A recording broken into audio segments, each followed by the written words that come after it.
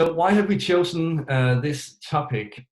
We really want to learn more from you, and we know there are people here today that also research and have researched into this notion of activism and academic activism for some time. And we sort of started detecting or identifying different forms of activism. We see a rise in institutional activism related to academic agency, where we see students and teachers seeking more formal institutional power in committees at the university.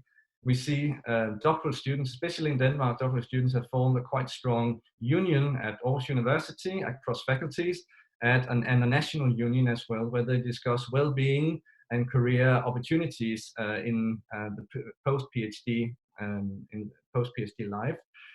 We witnessed blockades and sit-ins by students in Denmark challenging university leadership recently as well. We also see a rise in societal activism related to academic citizenship, where we see a rise in public debates around research ethics, research integrity, academic freedom, which are hot topics in Denmark at the moment and probably in your countries as well.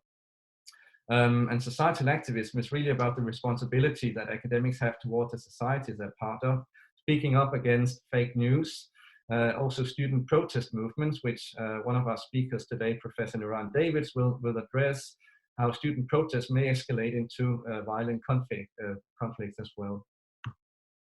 Also, we see a rise in what we're sort of playing with this term, but we call it global activism, relating to world ethics, academic world ethics around climate change, climate awareness, democracy, equity, equality, social justice, and also in relation to this health crisis that we're in the middle of, where we see researchers and politicians discuss around the mandate for having the truth or be more knowledgeable about what's going on. We also see citizens turning toward researchers to have more security and more information about the situation.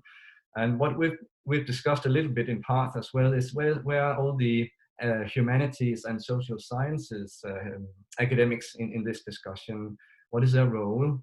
Should there be more discussion around a cultural crisis or the impact on our culture and societies in relation to this health crisis by academics as well?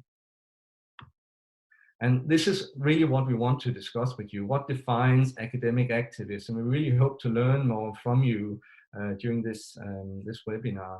And the two questions I've written down here is also what we like you to discuss in groups. So how and when is activism academic?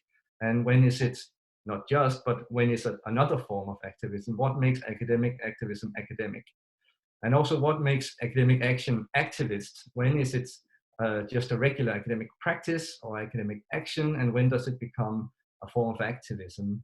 Those two questions we really hope to learn more about. So very briefly, I'll hand it over to our first speaker, Professor Ryan Gildersleeve from Denver, and Ryan will be talking for 20-25 minutes time. And if you have any questions or any comments, maybe you can just let me know in the chat. I'll keep an eye on the chat. And I'll try to forward the questions immediately after Ryan's talk. There'll be hopefully a few minutes where one or two questions can be asked and Ryan can reply to them. And we'll follow the same procedure during Professor Nuran Davids' talk, where you can also write a comment or let me know if you have a comment or a question for Nuran, and then I'll forward it after the talk. After the two keynotes, we'll probably be needing a break. So we'll have a short break, probably around 10 minutes time. And when we reconvene after the break in this main room, we'll tell you more about how you get into the group sessions and to discuss and the procedure in the group discussions. After the joint debate, where all groups will have the opportunity to give a summary of the discussion, Emeritus Professor Ronald Barnett will act as our discussion and comment on the discussion so far, and also presenting his own views on the topic. And then after Ron's role as discussant, there may be a few minutes left where we can have a more informal discussion within the group. Okay, so that's it.